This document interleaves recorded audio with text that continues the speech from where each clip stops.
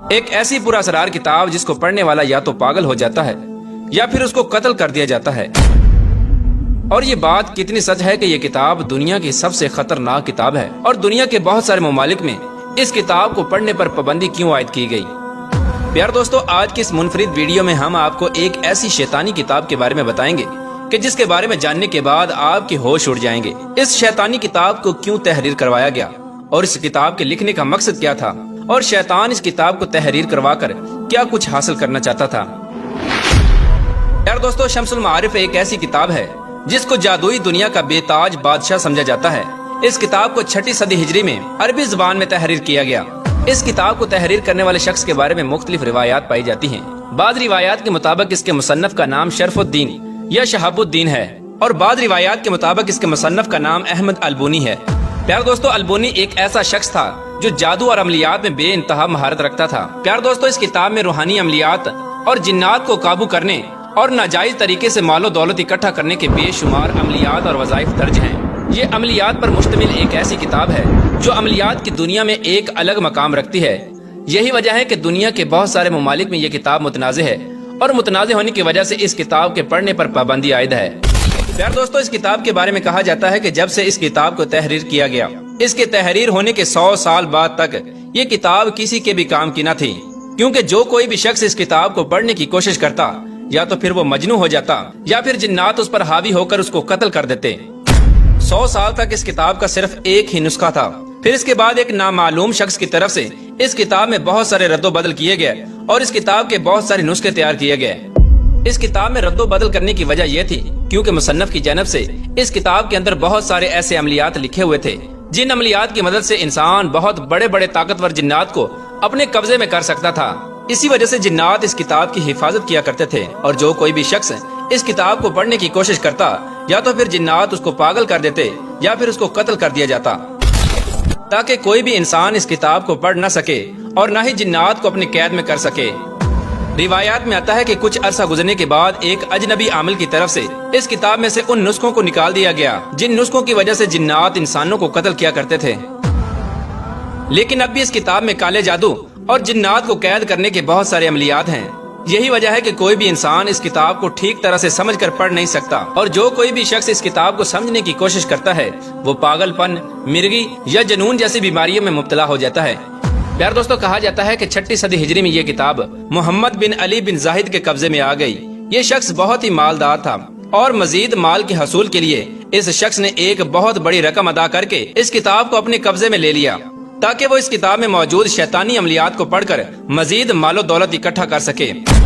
اس کتاب کو خریدنے والے شخص کا یہ بیان ہے کہ جب بھی وہ اس کتاب کو کھول کر پڑھنے کی کوشش کرتا تو اس کے سامنے ایک سیاہ رنگ کی عجیب الخلقت مخلوق ظاہر ہو جاتی، جس کی جسامت کی سیاہی کو دیکھ کر اور اس کے چہرے پر چھائی نحوست کو دیکھ کر یہ شخص بے ہوش ہو جاتا۔ اس شخص نے بہت دفعہ اس کتاب میں موجود عملیات کو کرنے کی کوشش کی، لیکن وہ ہر بار ناکام ہو جاتا۔ ہر بار کی ناکامی کے بعد اس شخص نے اس کتاب کو ایک عالم دین کے سپرد کر دیا۔ پیار دوستو، جس دور میں بھی یہ کتاب موجود تھی، ہر دور میں شیاطین اور جنات اس کتاب کی حفاظت پر مامور تھے، کیونکہ اس کتاب میں تحریر ایسے عملیات موجود تھے جس کی وجہ سے وہ جنات انسانوں کی قید میں آ سکتے تھے۔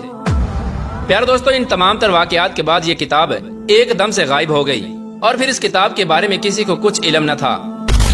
اور پھر اچانک سے 7ویں صدی ہجری میں یہ کتاب اچانک سے منظر عام پر آ گئی۔ اس وقت کتاب کے اندر موجود بہت سارے مواد کے اندر رد و بدل کی جا چکی تھی۔ اس کتاب کو پڑھنے کے لیے انسان کا عملیات کے اندر ماہر ہونا ضروری ہے۔ اگر آج کے دور میں کوئی شخص بغیر عملیات کے علم کے اس کتاب کو پڑھتا ہے تو آج بھی اس کتاب کے اندر ایسے عملیات موجود ہیں جو انسان کی جان کے لیے خطرہ بن سکتے ہیں، جس کی وجہ سے یا تو انسان پاگل ہو سکتا ہے یا پھر اس کی جان بھی جا سکتی ہے۔ کیونکہ اب تک اس کتاب کو جس نے بھی پڑھنے کی کوشش کی ہے اس کو بہت ساری آفات اور مشکلات کا سامنا کرنا پڑا ہے۔ اس کتاب کی عجیب بات یہ ہے کہ جو کوئی بھی اس کتاب کو پڑھنے کی کوشش کرتا ہے تو اپنے پہلے کی زندگی کے بارے میں بھول جاتا ہے، اور اس بات کو بھی بھول جاتا ہے کہ وہ کون سا ایسا عمل کیا تھا جس کے کرنے کی وجہ سے جنات اس پر حاوی ہوئے تھے اور جس کی وجہ سے یہ مجنون ہوا۔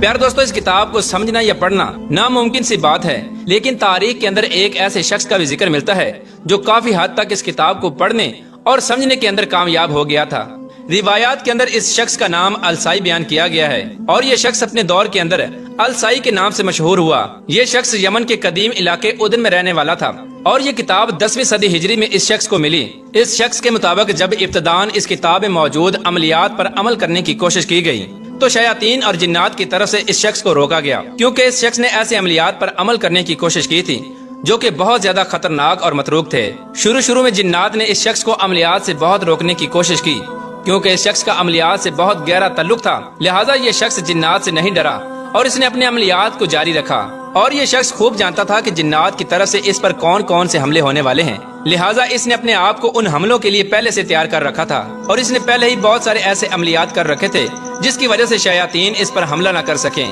یہی وجہ تھی کہ یہ شخص بڑے بڑے جنات کو اپنے قبضے میں کرنے کے آخری مرحلے میں داخل ہو چکا تھا۔ اس مقام پر پہنچنے کے بعد جنات نے اس شخص کو مات دے دی اور یہ جنات کو قید کرنے میں ناکام ہو گیا۔ یہ وہ واحد خوش نصیب شخص تھا جو جنات کے ہاتھوں بچ نکلا اور جو قتل ہونے سے بچ گیا۔ جب شیاطین نے اس شخص پر حملہ کیا تو یہ شخص بے ہوش ہو گیا۔ ہوش میں آنے کے بعد اس شخص نے بتایا کہ حیرت انگیز طور پر وہ اس بات کو بھول چکا ہے کہ اس نے کون سا ایسا عمل کیا تھا جس عمل کے کرنے کی وجہ سے شیاطین اس پر حملہ آور ہوئے تھے، اور وہ کتاب کا کون سا حصہ اور کون سے الفاظ تھے جو بے ہوش ہونے سے پہلے یہ پڑھ رہا تھا۔ ہوش میں آنے کے بعد اس شخص کی جان تو بچ گئی، لیکن اس شخص کی حالت یہ تھی کہ یہ اپنی پہلی زندگی میں ہونے والے واقعات کے بارے میں کچھ خبر نہیں رکھتا تھا اور وہ سب کچھ بھول چکا تھا۔